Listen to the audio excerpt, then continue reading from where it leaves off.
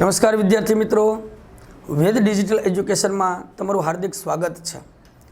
धोरण 10 विषय सामाजिक विज्ञान प्रकरण 12 खनिज और शक्तिना संसाधनों एनी अंदर आपणे खूब महत्वना प्रश्नों चर्चा करवानी है। आ प्रश्नों बोर्डनी अंदर आपने वारंवार पूछावाला एक प्रश्नों है। जोईए आम प्रश्न, मानवीय खनिज संसाधननी साथे जूनो અને ગાઢ સંબંધ કઈ રીતે છે સમજાવો। મનુષ્યનો જન્મથી માંડીને મૃત્યુ સુધી ખનિજ સાથેનો સંબંધ કેવો રહ્યો છે? ખૂબ જૂનો અને ગાઢ સંબંધ રહ્યો છે। આ જૂનો અને ગાઢ સંબંધ સાથી છે એની આપણે સમજૂતી આ પ્રશ્નની અંદર મેળવવાની છે। સૌથી પહેલાં જોઈએ તો ચિત્ર દ્વારા તમે જાણી શકો છો, જોઈ શકો છો કે ભાઈ પ્રાચીન સમયનો માનવી છે આદિમાનવ હતો। એ આદિમાનવ મોટા ભાગે જીવન જીવવા માટે ખાવા પૂરતું જ કામ કરતો, મતલબ એને ખોરાક પૂરતું જ જીવન જીવતું। પથ્થરમાંથી અનેક પ્રકારની ચીજવસ્તુ અને સાધનો બનાવતો અને તેનો ઉપયોગ રોજિંદા જીવનમાં કરતો હતો। ત્યારથી માંડીને આજ દિવસ સુધી માનવીએ પોતાના જીવન ખનિજોની સાથે સાથે ખૂબ ઓતપ્રોત કરી દીધું છે એમ કહી શકાય। આજનો માનવી एक खनिज युक्त मानवी है एवं कही शकाय, कारण के मनुष्य ए जन्मथी मांडीने मृत्यु सुधी लगभग खनिजनी आसपास पोतानुं जीवन पूरुं करे छे। आ सिवाय दोस्तों आनी अंदर बहुत सरस बात करी है। आ चित्रों द्वारा पण आपने ख्याल आवे छे। आज थी 50 वर्ष पहला एटले के आज़ादीना समयगाळा दरमियान आपने आज़ादी मळी 1947 ની अंदर, त्यारे भारतनी अंदर कोईपण प्रकारना उद्योगों न हता।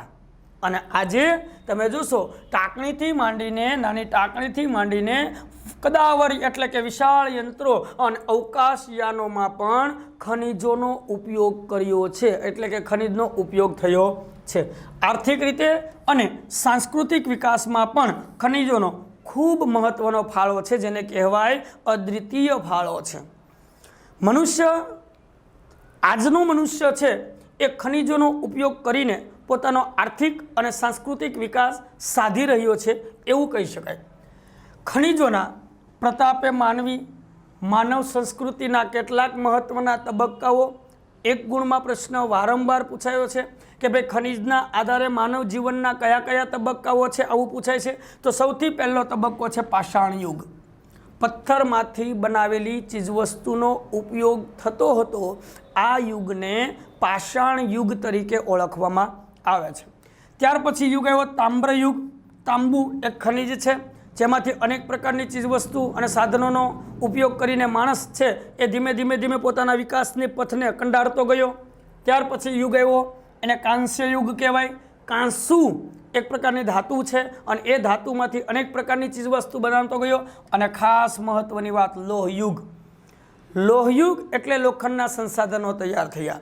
અને આજનો યુગ એટલે કયો યુગ છે ભાઈ? ખનિજ યુગ છે। ફરીથી એકવાર 5 તબક્કાઓ માનવ જીવનને અંતર્ગત વિભાજિત થયા આજ દિવસ સુધી। સૌથી પહેલો પાષાણ યુગ, પછી તામ્ર યુગ, પછી કાંસ્ય યુગ, ત્યાર પછી લોહ યુગ અને છેલ્લે આજનો યુગ કયો યુગ છે? ખનિજ યુગ તરીકે ઓળખવામાં આવે છે। આમ માનવી અને ખનિજ સંસાધનનો જૂનો અને પ્રગાઢ સંબંધ છે, આપણે એવું કહી શકીએ। एक प्रश्न मोस्ट आईएमपी 2 गुणनो पूछावाला एक प्रश्न है कि आधुनिक युग ने खनिज युग पण कहे छे एम साथी कही शकाय, एटले के शा माटे? तो एनी बहुत सरस बातो आपणे आगला विडियो लेक्चर में पण करवाना छीए अने अहींया पण जराक जोई लईए कि भाई मानवीनी लगभग बधी ज प्रवृत्तिओ साथे खनिजोमांथी बनावेला साधनो संकळायेला छे। नानी टांकणीथी मांडीने विशाळ कदावर यंत्रो અને વાહનો વગેરેમાં શેનો ઉપયોગ થાય છે? ખનિજોનો ઉપયોગ થાય છે। તમે જોશો કે નાની ટાંકણી બનાવવી હોય તો એ ખનિજની જરૂર પડે છે। કદાવર વિશાળ યંત્ર બનાવવા હોય તો એ શેની જરૂર પડે છે? ખનિજ। અને આજનો માણસ છે એ લગભગ રોજિંદા જીવનની અંદર 200 કરતાં સીધી કે આડકતરી રીતે 200 કરતાં વધારે ખનિજોનો ઉપયોગ રોજિંદા જીવનમાં કરે છે। ઔદ્યોગિક ક્રાંતિ થઈ સૌથી પહેલાં 18મી સદીની અંદર ઇંગ્લેન્ડમાં ઔદ્યોગિક ક્રાંતિ થઈ ત્યાર પછી ખનિજોનું ખૂબ મહત્ત્વ વધી ગયું છે અને આજના લગભગ તમામ વિકસિત રાષ્ટ્રો પોતાની પાસે રહેલા ખનિજોનો એ વૈવિધ્યપૂર્ણ અને સમૃદ્ધિનો ખૂબ ઉપયોગ કરે છે. આપણને એમ થાય ભાઈ રશિયા અને અમેરિકા છે એ ખૂબ વિકસિત છે, એની પાછળનું કારણ શું? તો કે એની પાસે પૂરતા પ્રમાણમાં ખનિજો છે અને ખનિજને ઉપયોગ કરવા માટેનું કૌશલ્ય પણ છે, જેના કારણે વિકસિત છે. ભાઈ ભારત પાસે ખનિજ નથી એવું નથી, ભારત પાસે પણ પૂરતા પ્રમાણમાં ખનિજ છે, પણ કેટલાક કારણોના લીધે આપણે એનો યોગ્ય ઉપયોગ કરી શક્યા નથી, જેના કારણે ભારત અલ્પ વિકસિત છે એમાં ના નથી, પણ ધીમે ધીમે ભારત દેશ પણ વિકાસ સાધી રહ્યો છે. આધુનિક જ્ઞાન અને તકનીકી વિકાસના કારણે સમૃદ્ધ થયા છે. વિશ્વના વિકસિત દેશો ખનિજોનો યોગ્ય ઉપયોગ કરીને કેવા થયા છે? સમૃદ્ધ થયા છે. એક ત્રીજો પ્રશ્ન 2 ગુણમાં પૂછે છે આપણને, એ પણ ખૂબ સરસ અને આઈએમપી પ્રશ્ન છે. ખનિજ એટલે શું સમજાવો. જો કે વિજ્ઞાનની ભાષાની અંદર તમે આ વસ્તુને સમજી શક્યા છો, છતાં પણ આપણે એને દોહરાવીએ તો કુદરતી કાર્બનિક અને અકાર્બનિક ક્રિયાઓથી તૈયાર થયેલા અમુક ચોક્કસ રાસાયણિક બંધારણ ધરાવતા પદાર્થને, આ એક વ્યાખ્યા બની ભાઈ એની, કુદરતી કાર્બનિક અને કુદરતી અકાર્બનિક ક્રિયાઓ દ્વારા તૈયાર થયેલા અમુક ચોક્કસ રાસાયણિક બંધારણ ધરાવતા પદાર્થને શું કહેવાય છે? ખનિજ કહેવાય છે. પૃથ્વીના પેટાળણીમાંથી અનંતકાળથી, વર્ષોથી, કરોડો વર્ષથી ચાલતી અજૈવિક પ્રક્રિયાનું પરિણામ એ ખનિજ છે. ભાઈ ફરી એકવાર જરાક જોઈ લઈએ, આપણને પરીક્ષામાં પૂછાવાલા એક પ્રશ્ન છે 2 ગુણમાં. કુદરતી કાર્બનિક અને અકાર્બનિક ક્રિયાઓથી તૈયાર થયેલા અમુક ચોક્કસ રાસાયણિક બંધારણ ધરાવતા પદાર્થને શું કહેવાય? ખનિજ કહે છે. સાથે સાથે પૃથ્વીના પેટાળની અંદર અનંતકાળથી એટલે કે વર્ષોથી ચાલતી પ્રક્રિયાનું, અજૈવિક પ્રક્રિયાનું પરિણામ એ ખનિજ તરીકે ઓળખવામાં આવે છે. અનેક પ્રકારના ખનિજો, અનેક પ્રકારના ખડકોમાંથી આપણને પ્રાપ્ત થાય છે. એના થોડા ઉદાહરણો આપણે અહીંયા જોઈ લઈએ. સૌથી પહેલાં જોઈએ તો લોખંડ, મેંગેનીઝ, તાંબુ, સોનું, ચાંદી એ ઘન સ્વરૂપમાં મળે છે. કેવા સ્વરૂપમાં મળે છે? ઘન સ્વરૂપમાં. એટલે આનો સ્પષ્ટ મતલબ આપણે એવો કરી શકીએ કે ભાઈ ખનિજો છે એ ઘન, પ્રવાહી અને વાયુ સ્વરૂપમાં આપણને પ્રાપ્ત થાય છે. તો ઘન સ્વરૂપમાં કયા કયા? લોખંડ, મેંગેનીઝ, તાંબુ અને ચાંદી. આ સિવાય પારો અને પેટ્રોલિયમ પેદાશ છે એ પ્રવાહી સ્વરૂપમાં ખનિજ આપણને પ્રાપ્ત થાય છે, જ્યારે કુદરતી વાયુ એ વાયુ સ્વરૂપમાં ખનિજ આપણને પ્રાપ્ત થાય છે. માનવી જુદા જુદા તબક્કાઓની અંદર, જુદા જુદા યંત્રોની અંદર અનુકૂળતા પ્રમાણે ખનિજોનો ઉપયોગ કરતો થયો છે. પૃથ્વીના પેટાળમાં કયા પ્રકારના ખનિજો મળશે એનો આધાર આપણે નક્કી નહીં કરી શકીએ ભાઈ. હા, એ કોણ નક્કી કરશે અથવા તો શેનાથી નક્કી થશે? તો પૃથ્વીના પોપડાની રચના કેવી રીતની છે એના આધારે નક્કી થશે કે પૃથ્વીના પેટાળમાં, આ પેટાળમાં અથવા તો આ ભાગની અંદર અથવા આ વિસ્તારની અંદર અથવા આ ક્ષેત્રફળની અંદર કેવા પ્રકારનું ખનિજ છે. શેના આધારે નક્કી થશે ભાઈ? પોપડાની રચનાના આધારે નક્કી થશે. ઉદાહરણ મારે તમને આપવા હોય તો આપી શકાય, જેમ કે લોખંડ, તાંબુ, જસત, સોનું અને ચાંદી. આ બધી ખનિજો કેવી છે? કેવી ખનિજો છે ભાઈ? ઘન ખનિજો છે. એ ક્યાંથી આપણને મળશે? એ આગ્નેય ખડકોમાંથી આપણને પ્રાપ્ત થાય છે. આપણે 9મા ધોરણની અંદર શીખી ગયા છીએ 3 પ્રકારના ખડકો છે ભાઈ: આગ્નેય, પ્રસ્તર અને રૂપાંતરિત.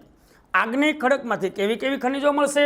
લોખંડ, તાંબુ, જસત, સોનું અને ચાંદી. ત્યાર પછી આપણે જોઈએ કોલસો, ખનિજ તેલ અને કુદરતી વાયુ એ આપણને પ્રસ્તર ખડકમાંથી મળે છે.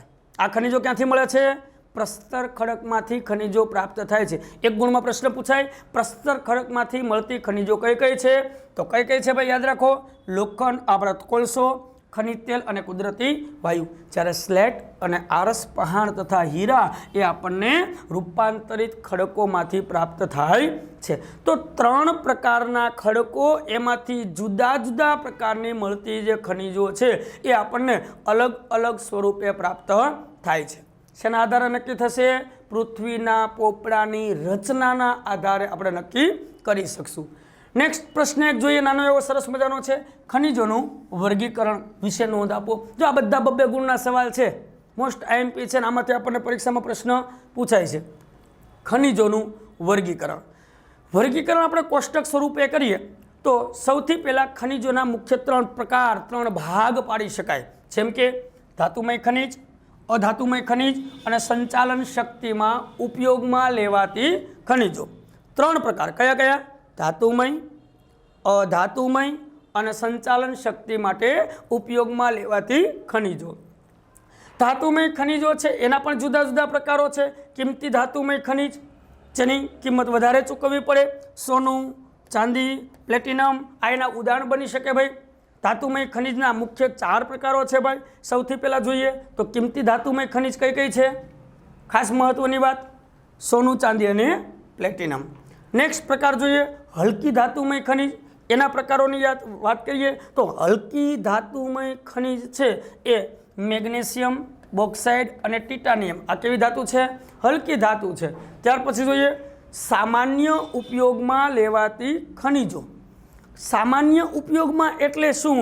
તો કે રોજિંદા જીવનની અંદર આપણે જે ખનિજનો ઉપયોગ કરતા હોય અલગ અલગ જો જરૂરી નથી, ક્યારેક આપણું ધ્યાન હોય પણ ખરા ને ક્યારેક ન પણ હોય. મતલબ કે પ્રત્યક્ષ કે પરોક્ષ રૂપે જે ઉપયોગ કરતા હોય એને સામાન્ય ઉપયોગમાં લેવાતી ખનિજો કહેવામાં આવે છે. જોઈએ તો લોખંડ, તાંબુ અને સીસુ આ કેવી ખનિજો છે ભાઈ? સામાન્ય ઉપયોગમાં લેવાતી ખનિજો. અને છેલ્લે જોઈએ મિશ્ર ધાતુ કે જેનો સીધો ઉપયોગ નથી થતો. સીધો ઉપયોગ નથી થતો એનો સ્પષ્ટ મતલબ શું થાય કે આના સાધનો ના બને તો બીજી ખનિજ સાથે એનું મિશ્રણ થાય. જેમ કે એવા ઉદાહરણો આપણે જોઈએ તો ક્રોમિયમ અને મેંગેનીઝ છે એ અલગ અલગ મિશ્રણ ધાતુ સ્વરૂપે એનો ઉપયોગ કરવામાં આવે છે. અધાતુમય ખનિજને જોઈએ તો અલગ અલગ પ્રકારની ખનિજો એના ઉદાહરણો આપણે આપીએ તો એ અધાતુમય ચૂનાના પથ્થર, ચોક, એસ્બેસ્ટોસ, અબરખ, ફ્લોરપાર, જીપ્સમ, સલ્ફર અને હીરા. આ ધાતુ આ બધી ખનિજો કેવી છે? અધાતુમય ખનિજો તરીકે આને ઓળખવામાં આવે છે. અને છેલ્લે વાત કરીએ સંચાલન શક્તિના ઉપયોગમાં. સંચાલન શક્તિના ઉપયોગમાં લેવાતી ખનિજ એટલે શું? તો કે કોઈ પણ યંત્ર તમારે ચલાવવું હોય તો એને શક્તિ આપવી પડે, કેટલા બળતણ આપવું પડે. બળતણ વગર એ સંચાલન કરી શકે, મતલબ ચાલી શકે નહીં. તો એવી ખનિજો કોલસો, ખનિજ તેલ, થોરિયમ, યુરેનિયમ આવી ખનિજો કેવી છે?